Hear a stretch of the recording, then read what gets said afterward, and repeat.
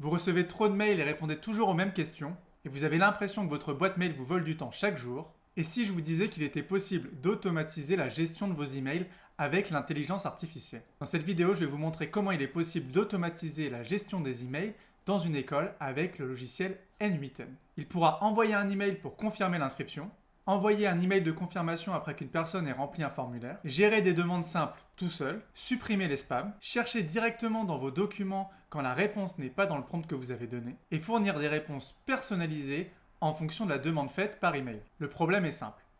Les directeurs et les équipes passent souvent beaucoup de temps à répondre, répéter, rappeler et renvoyer les infos. C'est chronophage et répétitif et ça ne demande pas d'expertise particulière. Mais ça peut très vite prendre une place importante de notre journée. Et l'idée du workflow que je vais vous présenter est justement de récupérer ce temps. N8N est ce qu'on appelle un logiciel no-code qui ne demande aucune compétence en codage. C'est un système de glisser-déposer avec quelques manipulations à faire et quelques textes et prompts à personnaliser. Je le dis souvent, mais il y a quelques mois, je ne savais pas encore créer des workflows avec des logiciels comme Make ou N8N. Mais cela s'apprend extrêmement vite et c'est très intuitif à prendre en main. Et une fois que vous avez mis le pied dedans, vous comprenez très vite les différentes possibilités d'automatisation qu'il existe au sein de votre métier. Bonjour à tous, je suis Ludovic Nedelec, formateur sur les outils d'intelligence artificielle à l'école, mais je mets également en place des automatisations pour certaines écoles, dont celle que je vais vous présenter dans cette vidéo. Le but pour moi est d'aider les écoles à gagner du temps pour leur permettre de recentrer leur expertise sur ce qui compte vraiment. Je vous expliquerai à la fin de cette vidéo comment récupérer les templates complets des workflows que je vais présenter tout au long de cette vidéo pour que vous n'ayez plus qu'à les réadapter à vos outils.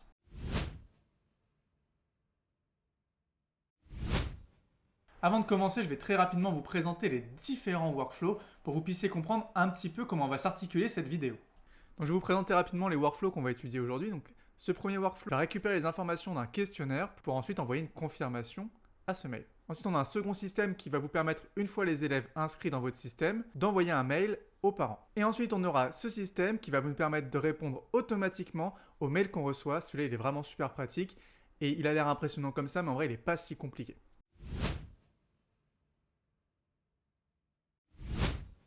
La première fonction, ça va être d'envoyer un email à chaque fois qu'on inscrit un nouvel élève. Le but est ici de prévenir les parents dès que l'inscription est confirmée au sein de l'établissement. Ce n'est pas forcément une tâche qui prend énormément de temps, mais mis bout à bout, si vous avez plusieurs centaines d'élèves, donc plusieurs centaines d'emails à envoyer, automatiser cette tâche peut faire gagner énormément de temps. Donc on va commencer par l'envoi de mail aux nouveaux élèves inscrits. Donc pour ça, j'ai mis au tout début ce qu'on appelle un trigger. Un trigger, c'est ce qui va donner le signal de départ. Là, je lui ai dit de le faire, on va regarder dedans, tous les jours à 6 heures. Tous les jours à 6 heures de l'après-midi. Ensuite, il va envoyer l'information pour regarder. Ensuite, il va aller voir dans le tableur toutes les nouvelles lignes qui ont été ajoutées. Il va les consulter, puis envoyer un mail aux personnes qui ont eu l'ajout de leur mail dans cette liste. Donc on va se retrouver sur ce type de tableur qu'on va renseigner. Donc là, j'ai mis toutes les informations et on va retourner juste ici pour activer manuellement le lancement, parce que si je le lance à partir d'ici, il va attendre forcément 18h de l'après-midi. Donc là, l'idée c'est que je vous montre comment ça fonctionne. Donc on va le lancer ici, il va du coup bypasser le trigger, étant donné qu'on l'a activé manuellement, et il va donc regarder ce qui a été ajouté et envoyer un mail aux personnes concernées. Étant donné que je me suis envoyé le mail à moi-même, on va aller voir tout de suite ce que ça donne. Et donc voilà le mail qu'on va recevoir. Donc là, je l'ai mis en format HTML, bien sûr, je n'ai pas complété toutes les informations.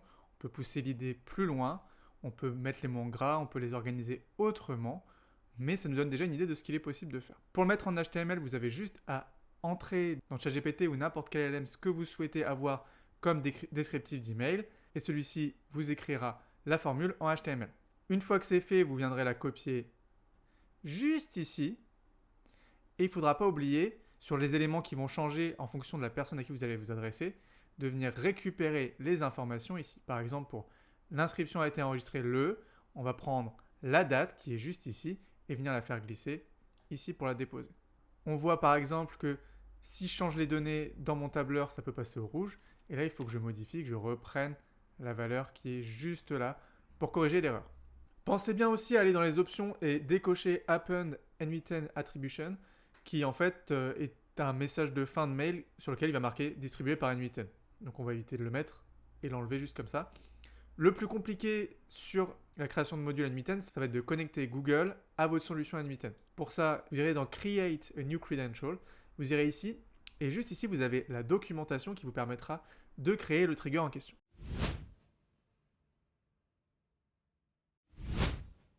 Pour cette deuxième fonction, on va plutôt partir de la création d'un formulaire.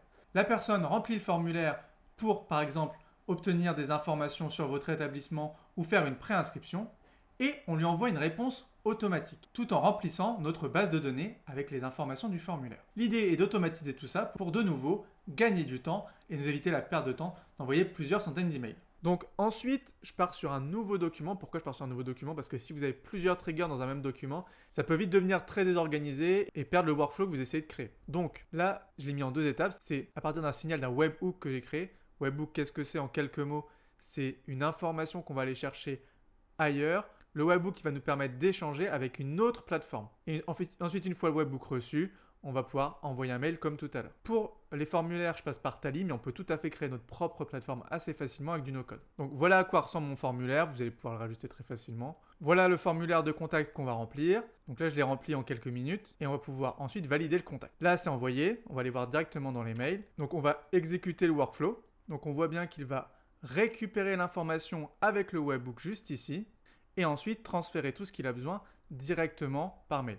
Donc encore une fois, dans le mail, on va avoir les données ici qu'on va pouvoir faire varier, qu'on va revenir chercher du webhook. Donc par exemple, à qui envoyer le mail, donc c'est la personne qui a complété, qui a donné son email dans le formulaire. Et ensuite, on va avoir différentes informations liées au formulaire qu'on peut remplir. Donc voilà le rendu. Donc on peut faire des modifications pour donner un maximum d'informations en fonction de ce à quoi sert votre formulaire. On voit qu'il a dynamisé et mis le nom et le prénom que j'avais donné. Et voilà, donc en quelques clics, vous pouvez avoir des réponses automatiques. Peut-être certains se demandent pourquoi j'utilisais un webhook, tout simplement parce que Tally n'a pas d'intégration déjà préétablie sur N8N. Donc il est nécessaire d'utiliser un webhook. Pour utiliser le webhook, je vais vous montrer rapidement comment ça fonctionne. Juste ici, on a l'URL à copier. Donc je vais aller sur Tally. Dessus, je peux consulter les personnes qui ont répondu, mais j'ai aussi intégré un Google Sheet sur lequel du coup je vais récupérer toutes les informations. Donc le Google Sheet est juste ici. On voit bien qu'il a récupéré toutes les informations nécessaires. Ensuite, pour mon webhook, je vais pouvoir venir l'éditer et le modifier à ma guise. Il faut savoir, très important, qu'il y a 2 webhooks. Il y en a un pour quand on est en phase de test comme ici et un autre qui est là pour le mode production quand on va lancer notre workflow. C'est-à-dire quand on va appuyer sur le bouton Active juste au-dessus. Si vous ne changez pas le webhook, votre automatisation ne marchera plus.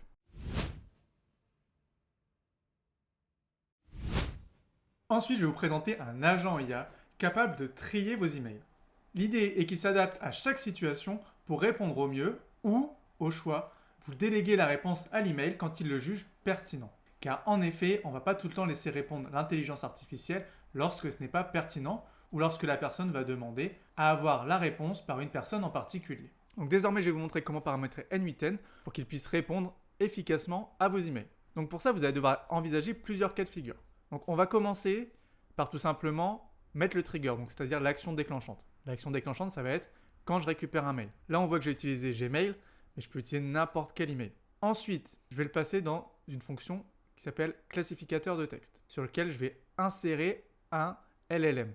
Donc ça va être ici le LLM de OpenAI. Dans ce texte classificateur, je vais lui donner déjà ce qu'il doit classifier, l'information. Donc on va reprendre les informations de l'email. Ensuite, on va donner les différentes catégories. Donc je peux ajouter autant de catégories que je veux.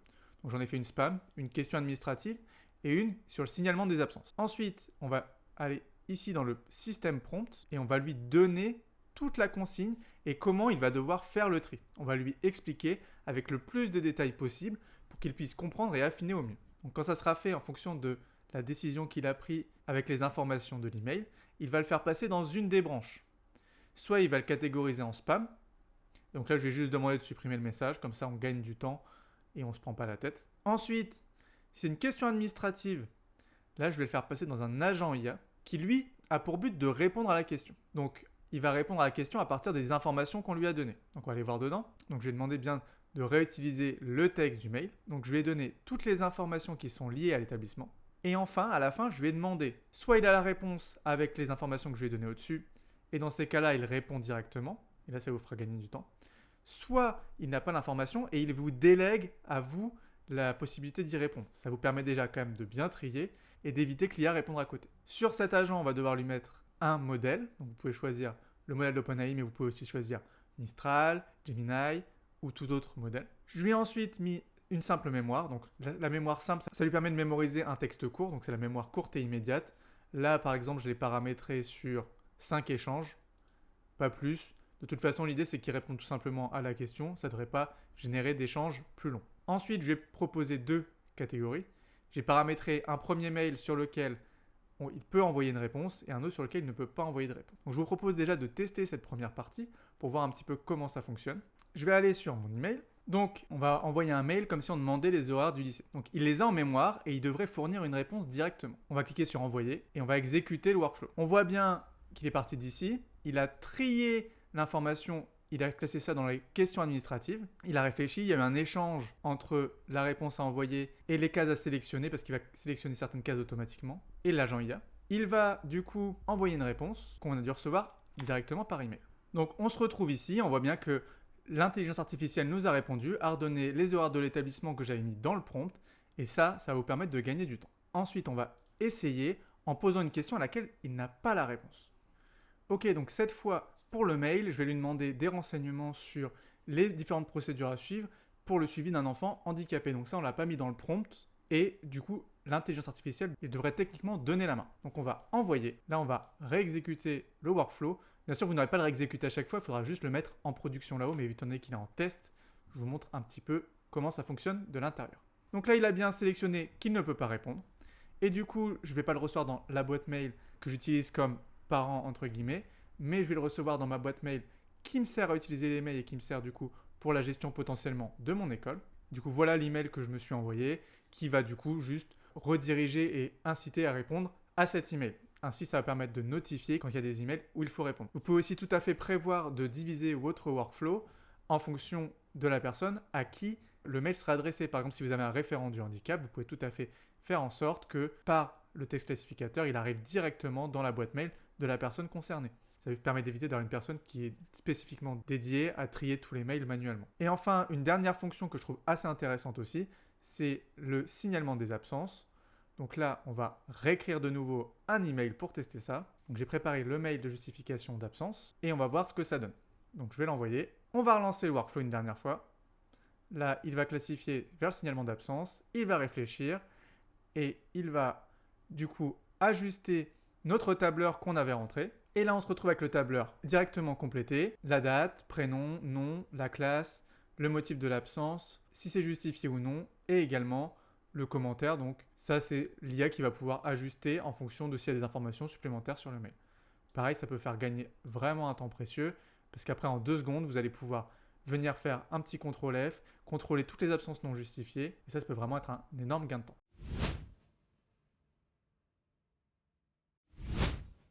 Ensuite, on a vu qu'on avait injecté les informations dans notre prompt, mais malheureusement, ça peut avoir très vite ses limites lorsqu'on a beaucoup d'informations.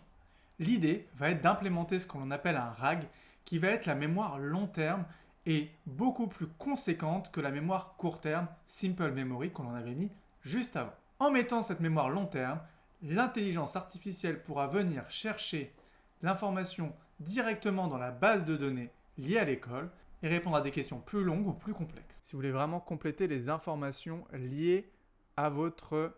Si vous voulez vraiment pouvoir donner un maximum d'informations à l'IA pour qu'elle puisse répondre à un maximum de questions, je vous conseille d'inclure un RAG. C'est un petit peu plus compliqué, mais en gros, vous allez pouvoir venir importer des fichiers directement dans une mémoire, du coup pas court terme comme celle-ci, mais long terme. Et ensuite, on pourra directement venir le consulter. Et ensuite, du coup, l'intelligence artificielle pourra consulter cette grosse base de données avec toutes les informations que vous lui aurez fournies pour répondre aux questions. Donc ça vous permettra d'entrer beaucoup plus d'informations dans un prompt. Parce que le problème, c'est que si vous faites un prompt système, au bout d'un moment, vous ne pourrez plus ajouter d'informations, ça fera beaucoup trop. Notamment si vous avez des documents, des procédures, mieux vaut passer par ce type de système. Vous allez pouvoir bien sûr ajouter avec le texte classifieur autant de branches que vous voudrez pour répondre à toutes les situations et à la fin avoir un email qui se gère presque automatiquement. Il existe plusieurs outils d'automatisation connus. Ceux que j'utilise sont Make et N8N. Make est beaucoup plus simple à prendre en main, mais je ne vous l'ai pas présenté dans cette vidéo car tout simplement, toutes les données transitent par leur serveur et ce n'est pas idéal pour une école et répondre aux différentes problématiques de RGPD. Je préférais donc vous présenter la solution de N8N qui est une solution libre et open source que vous pouvez héberger où vous voulez, en local sur leur serveur ou même sur un autre serveur.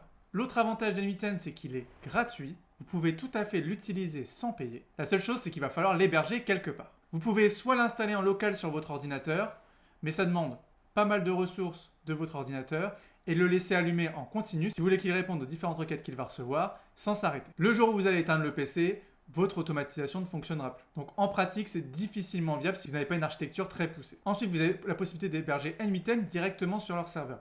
Il y a une version d'essai de 14 jours qui va vous permettre, dans un premier temps, d'essayer les workflows que je vous ai présentés et voir si vous accrochez à l'outil. Dessus, tout est configuré et pas de souci pour vous connecter. Vous n'aurez qu'à créer un compte, importer les JSON que je vais vous fournir et faire les connexions avec vos différentes applications. Et sinon, la dernière solution, celle que je préfère et c'est celle que j'utilise dans mon quotidien, c'est celle de choisir un hébergeur. Ça coûte quelques euros par mois, ça revient moins cher que d'héberger directement sur les serveurs de N8N. Vos automatisations vont tourner 24 heures sur 24 et même lorsque vous n'êtes pas devant votre ordinateur. L'hébergeur que j'utilise, c'est Hostinger, mais il y en a beaucoup d'autres. Au besoin, je vous mets un lien juste en dessous dans la description. Je vous mets également un lien vers le site de N8N et la possibilité de récupérer les différents JSON de cette vidéo juste en dessous en description. Donc dans cette vidéo, j'ai présenté différentes fonctions qui permettent d'automatiser les emails.